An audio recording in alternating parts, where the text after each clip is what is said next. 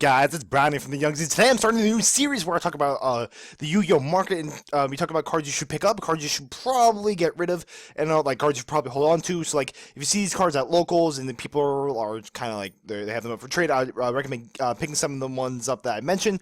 And if you have some of these cards that I think you probably should get rid of, I recommend you probably get rid of. With Breakers of Shadow coming up in just 2 weeks, there's a lot to talk about. So without further ado, let's just get right into it. So the first guy I want to talk about is Dante, Traveler with the Burning Abyss. I think Burning Abyss is a solid number 2 deck next format, and like when I mean number 2, I mean like really good number 2. Like the gap between Burning Abyss and whatever the number 3 deck is going to be like a lot.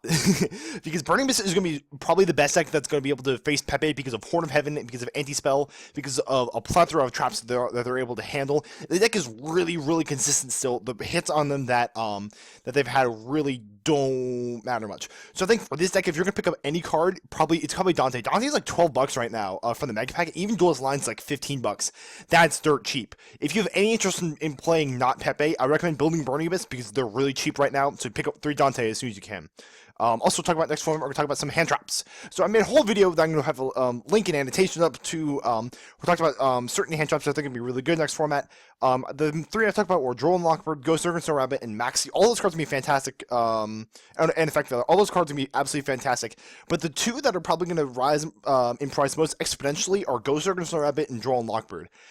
Ghost Ogre is already kind of expensive. She's like $60 right now, I know, but I have her up here only because if you don't have any, I recommend you get them now before they rise in price even more because they're pretty big against Pepe. Jordan Lockbird's like $4 right now, but I think he or she, whatever that is, what is that? It's like it's a furry. I can't tell. What do I know? She's like $4, so she could rise in price exponentially, become like a $12 card easily. She's a rare from Star Strike Blast, so it's kind of potential. Maxi and Effect Feather I don't mention because you should already have them. They're already being played at 3 during this format. I don't think they're going to change in price all that much. These 2 are probably going to change in price the most. The other hand trap I want to talk about, which is probably less, it's played a little bit right now, but definitely needs to mention is Typhoon. Typhoon is really good against Pepe. It's probably better than Ghost Ogre. Against it's probably better than Ghost Ogre in some instances because with Typhoon they don't have to activate anything. You can just play it whenever you want. So if they play 2 scales, you can just activate from your hand. It doesn't have a once return clause, which is really big. That's something that sometimes gets in trouble with Ghost Ogre. It's really good first or second. So if you go first and you open this card, you can at least set it in its MST. But if you go second, it can be if you go first, you can set it and use its MST. But if you're going second and your opponent goes first, you can use it from your hand. So there's a lot of good. It's like $6 right now. I know it's not that cheap, but it's one of those cards that like could rise in price a lot, especially the Shadow Foil version. So if you have the Shadow Foil version of this, hold on to it. I wouldn't recommend picking them up because it's already like so expensive. They're only like $12. But if you don't have any of these, I'll get them sooner rather than later. Next card I want to talk about, Vector Pendulum, the Draco Overlord. It's no secret that this card is pretty it's pretty good in the new and improved Performance and Palette solely because of Classic Draco rivals, and that the TCG name is Draco Face Off. Yeah, it's Draco Face Off. Vector Pendulum right now is $19. That's actually pretty cheap for what he can probably go do. He can probably turn into $35 card. So if you see that this thing at locals the next week, I would recommend picking some of these up. It's a pretty good investment that can rise a lot. A lot of people just, I guess they aren't prepared. I'm not sure why people haven't really been picking this card up. I think it's really solid though. It's a good investment option. Also, if you're building Pepe, get it now rather than later. $19 is a great deal for this card. It has a lot of room to go. Next card, Xyz Universe. This is actually one of my personal favorites. This is my little sleeper for next format. Xyz Universe was so big in the OCG. It was played like it was mained in 3s in like a lot of decks that wasn't Pepe. It's so good against Pepe and against Burning Abyss. Against Pepe, you can. So what it does is you can target 2 Xyz monsters on the field and get rid of them. They go to the graveyard, and then you supposed summon an Xyz monster from the deck that it's equal to their rank or 1 less than the combined original ranks of those 2 Xyz monsters. And this card's attached to its Xyz material. So what's good about this card is that you can summon this card, DDD Duodon Kali King Yuga. He's also like he's a $3 card right now. I think you should get him too. What Xyz Universe does is that you just take 2 of your opponent's Xyz monsters and you send them to the graveyard to summon either a Kali Yuga or Felgrand or Mermail Abyss Gaios from your deck kind of for free. And like all of these cards, especially Kali Yuga, like once they hit the field, not only do they lose their 2 Xyz monsters, but you can use Kali Yuga to blow up their scales. if you resolve Xyz Universe against Pepe, you win like every time.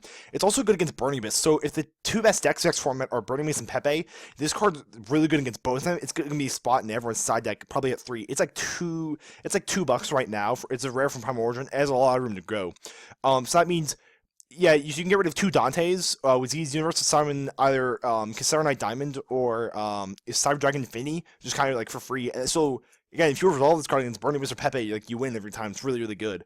So definitely look for those in your local shop, or like dig through your comments box and find those. This card is really really good.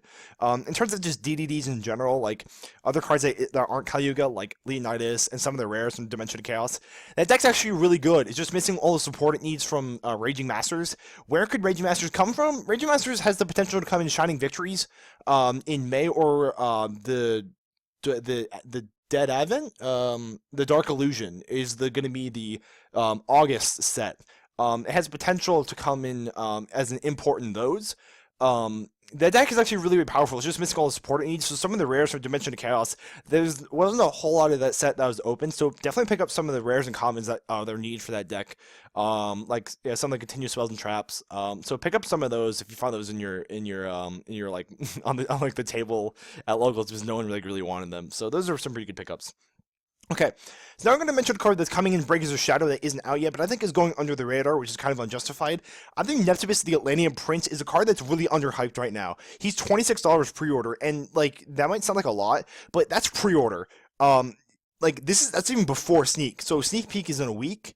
The fact that this card's $26 before Sneak is completely ridiculous.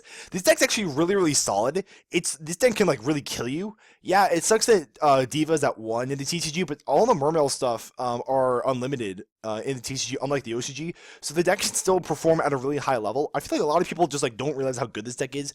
So if you pull these from your Brings of Shadow boxes, hold on to them. If you see other people pull them, try to pick them up if you can get them for cheap. This deck has a lot of potential, and Neptibus is a mandatory 3 of that deck. The deck is really, really nuts.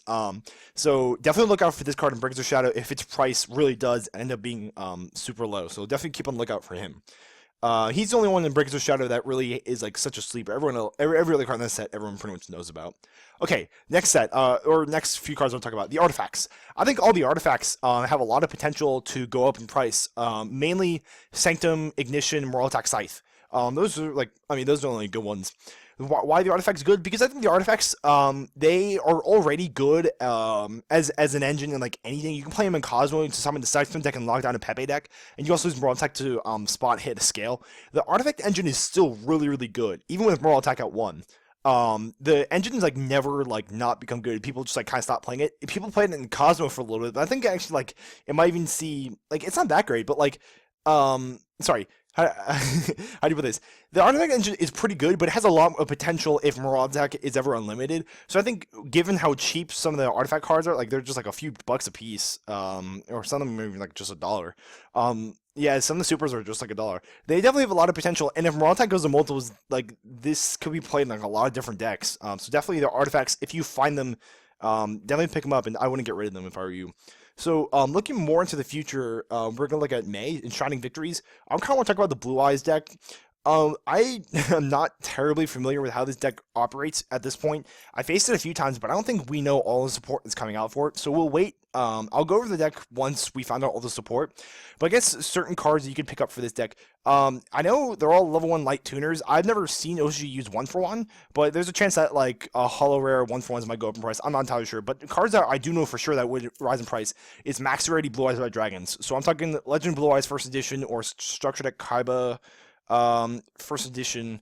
Just the first editions. I'm not really sure if like unlimiteds would really rise, but definitely the first editions. Like if like they're already kind of expensive right now, but like they would rise in price like exponentially because a lot of people who doesn't like the Blue Eyes? It's the freaking Blue Eyes by Dragon. Like this deck's gonna get so much hype in the TCG. So, like, if you see those, like, in someone's binder, try to pick them up between now and Shining Victories. Another card that's high rated you should probably hold on to is Dark Magician and Chaos. The reason why Dark Magician and Chaos I'm mentioning him is because, yeah, he got his errata in Legendary decks in November. But he's pretty much guaranteed to be unbanned in the next Forbidden Limited list. And, like, Yeah, it's as if that weren't any clear, but like he's gonna see a price jump once he's unbanned. I don't know why. It's not like that's not already unclear, but like for some reason, even like when they eroded some of the older cards like Ring Destruction and Crush Card Virus, once those cards got eroded, and then like once we found out about the errata, like they didn't rise in price that much, but once they got like officially unbanned, they shot some of the originals just shot up in price. Like I don't really get that. Dark Mission Cast, the errata sucks. The card is just absolutely terrible. Now it's really you really can't play it all that much. But will it rise in price? Yeah. So if you see first edition Invasion of Chaos, Dark Mission of Chaos, probably like hold on to it. It'll jump in price. Sell it the day it's unbanned, and goes to one, or like the day after, and like you'll profit. It's pretty good. Another card, other two cards, I think. I mean, these are kind of like freebies, I guess, or there's like little extra ones. Dark Law and Mass Change 2. Now, these are probably like the least safe, I guess, out of all these cards. But the reason why like it's okay if you pick up these, it doesn't really work out because these cards are really cheap right now. Dark Law is like a buck or two. Mass Change 2 is a buck. These cards saw a lot of play in the OCG in Pepe format. They're guys look at November 2015 OCG deck list. It's the same exact format that we're about to play in post Breakers of Shadows. So definitely both of these like this is my most like off the wall like little investment idea, but like these cards are still like pretty good. Being able like if you play Dark Law and Mass Change 2 and Burning Mist, you can make a Dark Law really easy and just kind of lock down. It's more of like a I don't know like another card. Hey, maybe if you see this, go and pick it up. But like it's not that bad. It has potential. So like if you see these around, try to pick some up. It's pretty decent. Cards you should probably get rid of. Odd-Eyes Odd-Eyes Vortex Dragon in particular is a card I just saw was $26. I was like, okay guys, let's chill. He's $25 for the secret right now and $28 for the ultimate. I was like, all right guys, just hold on. Let's take a breather. How good is this card really? All right, Majester Paladin is like $19 from Dimension of Chaos, and why is Vortex Dragon like so much more expensive when Majester Paladin is played in like the best deck next format? Vortex like is not going to see any play next format post Breakers of Shadow. The Magician deck is not viable in a format with 3 Solemn Notice, which is really unfortunate. Like I'm not even joking. Like if you have a Odd Eyes Magician core, get rid of it. As soon as you can, because that deck's not viable in the Solemn Notice format because your Pendulum Summon is so vital.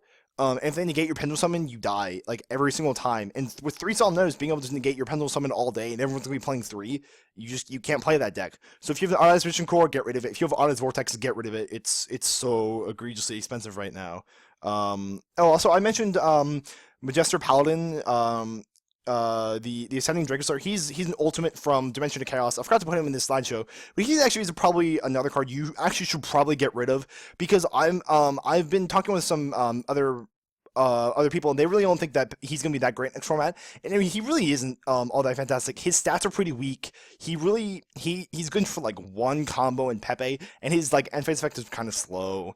He's not nearly as good as Mr. Prominence. So for $20 for him, I don't know if that's especially for like a card with a double print. Cards that are printed as Ultra and Ultimate aren't usually like as expensive as they excuse me. Cards that are printed as Ultra and Ultimate always like a lot cheaper because they've double prints. So I think Majester Paladin, if you have those, get rid of those. Another card I saw rise in price like yesterday that just made me cringe. Smashing Horn. Oh my god, guys, are you TCG? Please go home. You're drunk. It says when a monster effect or trap card is activated and negates the normal or special summon of a monster, negate the activation and destroy it. This card is shot in price just because of Solemn Notice. Okay, I know it says monster effect. There's no monster effect that's like really legitimate. That's that this card is really chasing after. Guys, just play Wiretap. Wiretap does that and more, and it shuffles it into the deck, which is actually kind of big. But you can use Wiretap against other traps. What? You can use Smashing Horn against Solemn Notice, because what? You use Wiretap too, and you use Wiretap against other traps, like Horn of Heaven, that are also going to be played next format. And like other cards, like Breakthrough Skill, you shuffle that Breakthrough Skill in the deck so they can't negate your Infinity or your Dweller. I don't know, I saw that, I was like, okay, TCG, let's chill out here. That's just, it's ridiculous. To use Smashing Horn, get rid of it, oh my gosh. Wiretap, actually, I could have put it on the other side. It might see a rise in play. I don't think it's that great. It's kind of like limited in what stops it. It only stops traps. I know that it doesn't seem like that, like, oh yeah, like traps, that's like a third of the game. Monster effects are so much more important. Hand traps are so much more important. Wiretap might see a rise. It's like $3 right now. Like, maybe you should hold on to them. TCG might go through a fad where people are siding wiretap, but I can't say for sure. But it's a card that might see a rise in play, so we'll have to wait and see for that one. But yeah, so that's gonna be the end of my little, I guess, pre-Bosch talk video, talking about all the cards I think you should probably get rid of, or the cards you definitely should pick up. There are a lot of cards in this list you should pick up that are going under the radar. Not that many cards you should get rid of because the format's not going to change. Like a version of Performance Pendulum is still going to be the best deck, so like not much is really gonna change that factor. Probably biggest cards in this list you probably pick up probably the Burning Mist. Xyz Universe also think is really hype. Xyz Universe is it's yeah, it does one thing only, but like when it resolves, it wins every single time. It's pretty nuts. It's a rare, like it's really cheap right now. So if you have some, definitely pick some up. Burning Mist is also like a really big pickup. So what do you guys think of some of these other I guess like little investment tips? I want to know what you guys think in the comment section below of all these cards and more. Go ahead and pose a question. If you think if you have a question about a certain card, I'd be more than happy to answer to the best of my ability. That is all I got from here. Thank you guys very much for watching, and I'll see you next time.